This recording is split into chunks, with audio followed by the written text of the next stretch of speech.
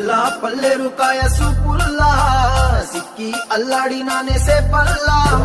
పసిడి పచ్చాని అరసేతుల్లా ధర పోస్తా ప్రాణాలు తానే అడగాల సీతా కోకల్లె